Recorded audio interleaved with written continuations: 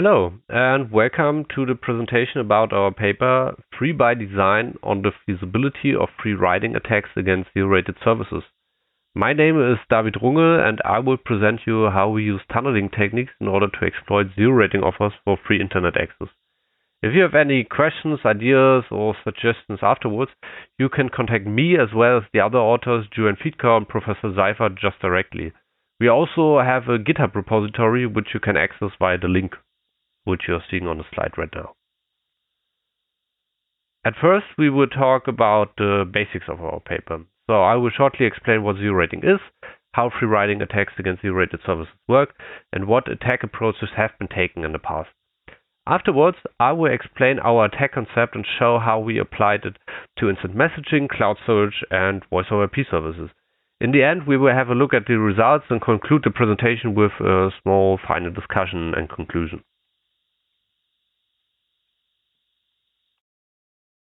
So, what is zero-rating?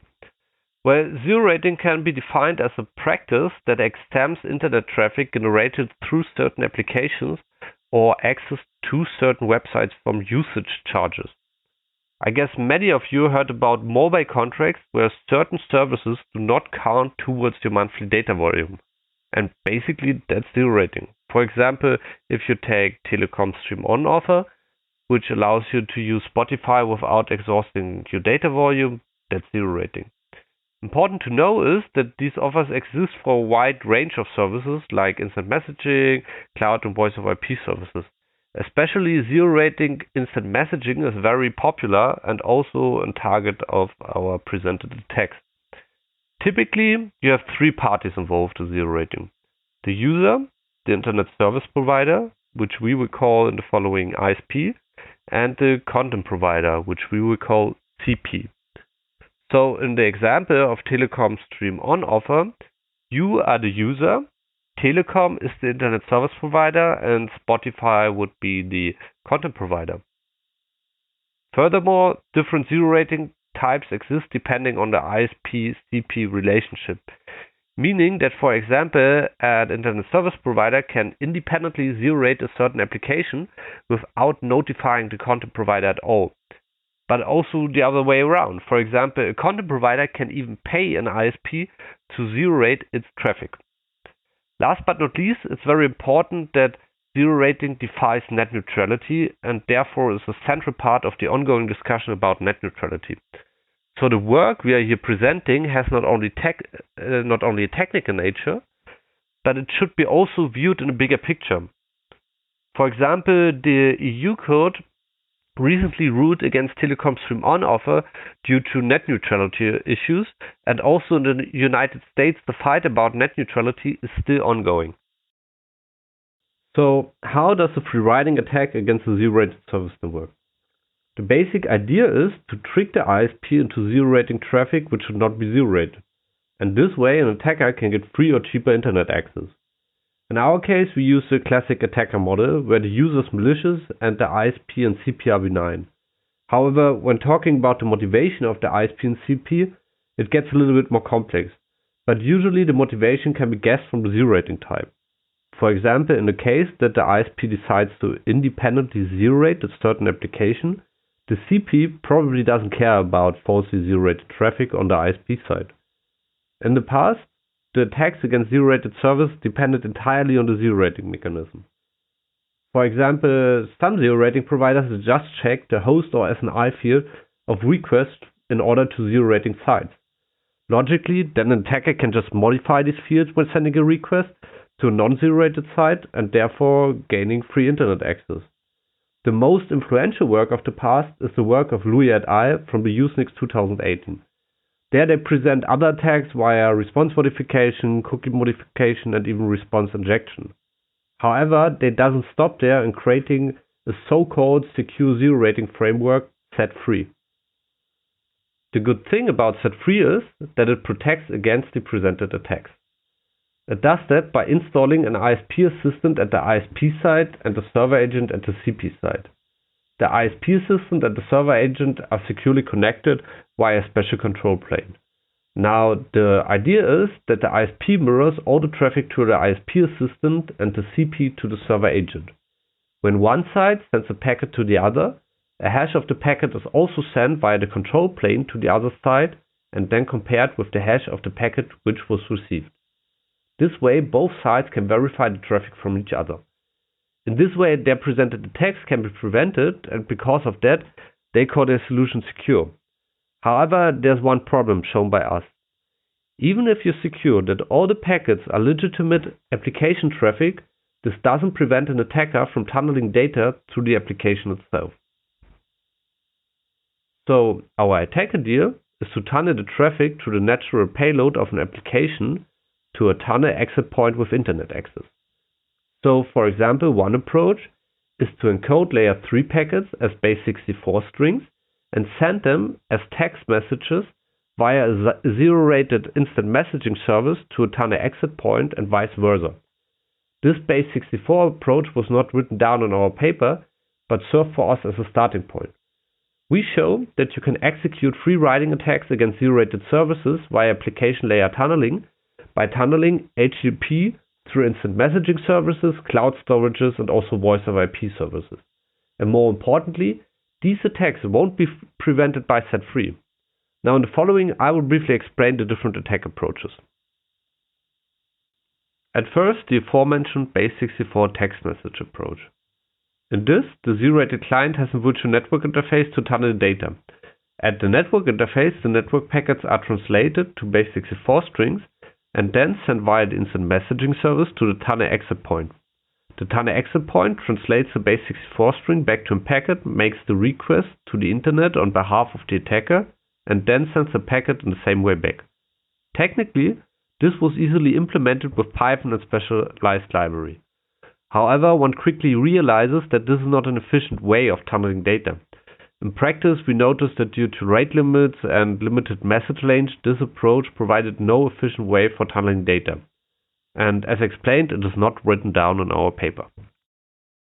When we faced the rate limits of the instant messaging services, we had to find a way to tunnel more data per request. The protocol, which is widely used and has a relatively big amount of data per request and response, is HTTP. For our tunnel, we also use that nowadays nearly all instant messaging services have the functionality of sending big files directly as documents. So now our idea is the following. We create the HTTP proxy on the tunnel entry point and the HTTP executor on the exit point. On the tunnel entry point, the HTTP request, including the headers, is put into a simple text message and sent to the tunnel exit point via the instant messaging service. In case of payloads, documents are used. The tunnel exit point receives this message, then reconstructs the HTTP request and executes it on behalf of the ZeroRated client. The HTTP response itself includes a response header and very often a payload. Here, our idea is to send a document to the tunnel entry point with the payload of the HTTP response, as well as the HTTP response header as the caption strings of the document. So, we are using documents in order to sending big amounts of data. This way, we can tunnel quite successfully HTTP through instant messaging without immediately exceeding the API limit. However, if we have a look at modern sites, we see that most websites consist of many different files. Because of that, still multiple files will be sent back per request, which is suboptimal. Nevertheless, we had an idea to improve this. JavaScript files, CSS files, and even images can be directly embedded into HTML files via inlining and other techniques. So we used a tool called webpage to HTML on the tunnel exit point in order to merge as much content as possible into one HTML file before sending the response back. And this way we were able to efficiently serve the web via ZeroRated instant messaging service. Of course, the performance was not as good as in normal internet connections and some JavaScript functionalities did not work as usual, but we could show that we can efficiently visit sites like Amazon, Google, and Wikipedia with our FreeRiding attack. Now, for cloud storage services like Google Drive, we adopted this idea of HTTP tunneling. The already explained functionality of the components mostly stayed the same. However, of course, we had to adjust the communication. Here, the idea is to communicate via files which are stored in the cloud storage. Requests are uploaded as files, and the receiver regularly polls the storage for changes. This induces some overhead, but on the other side, cloud storages are made for big and regular file transfers. With this approach, we were also able to successfully tunnel HTTP through a cloud storage service. So, all in all, the HTTP tunneling approaches were quite successful. Coming to Voice over IP services, we have to briefly explain some background. Voice over IP services are services like Skype, which allow you to make calls and even video calls via the internet.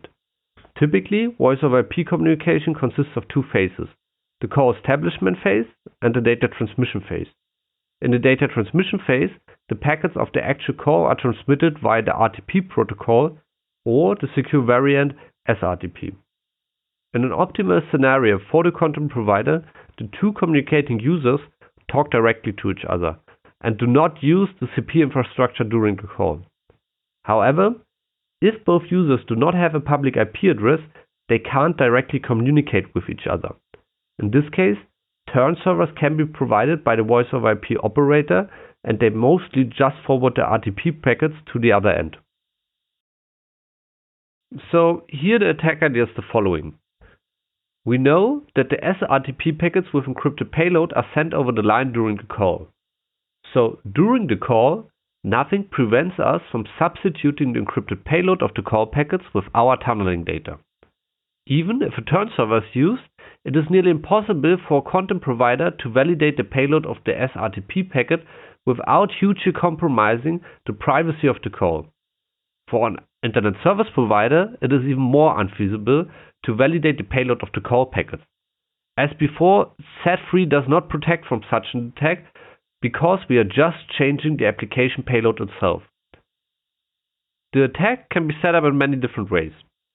On the slide you can see an approach where we use two injecting laptops and the turn server of the voice over IP operator in order to abuse the ZeroRated connection. Due to the very technical nature of the attack, please have a look at the paper if you would like to know more about this. All in all, this way it was possible to establish a nearly perfect ZeroRated layer 3 tunnel, and protocols like HTTP have been used via the ZeroRated connection. Now let's have a look at the results. From a functional perspective, the text-based layer 3 tunnel didn't convince. However, web browsing via cloud storage or the very often ZeroRated instant messaging was possible by using the web page to HTML approach and disabling JavaScript. When putting this into context, this can be called a success. Because, for example, for people in other parts of the world where internet access is not always given or just too costly, this can even be used for essential daily tasks. Last but not least, even though it is rarely ZeroRated voice over IP services are vulnerable by design to our attacks and allowed us to create very useful tunnels. To evaluate the performance, we used the fine-grained benchmark and evaluated the transmission of many smaller packets as well as bigger file downloads. Some exemplary results can be seen in the slide here. Basically, we compared the download duration of 100 MB files for the different service types. One can see that voice over IP and Telegram took nearly twice as long as a direct download, and Google Drive was by far the slowest. However, this single graphic is just a part of our performance evaluation and should be taken with a grain of salt. While it looks like that Google is the slowest, Google Drive has some other advantages, for example, like better API limits. In the same way, voice over IP can be used as a layer 3 tunnel instead of just as an HTTP proxy like Telegram or Google Drive. To conclude our observation, we can say that the usefulness of a specific tunnel depends heavily on the use case. As explained before, for some people it is just better to have a slow but free internet connection than none. For others, tunnels may also be a chance to gain access to restricted sites, and some users may just want to reduce their costs. On the other side, the countermeasures against our presented attacks are limited. As mentioned earlier, API limits and even bandwidth limits may decrease the effectiveness, but do not prevent our attacks. The most promising approaches for identifying tunnels are traffic fingerprinting techniques like Tunnel Hunter. However, firstly, they are highly specialized. Secondly, they can be quite costly to establish. And lastly, they are not perfect. And perhaps one of the last things you want to do as an internet service provider is to falsely decrease the user experience or even falsely block honest users. So, what do we learn? At first, even though so-called secure zero-rating frameworks exist, it is still possible to conduct FreeRiding attacks against zero-rated services, and the adoption of cryptography doesn't help.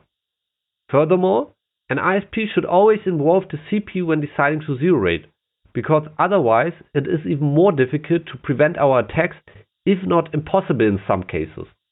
Additionally, ISPs should think twice about zero-rating bidirectional service types like instant messaging, cloud storage, or voice over IP.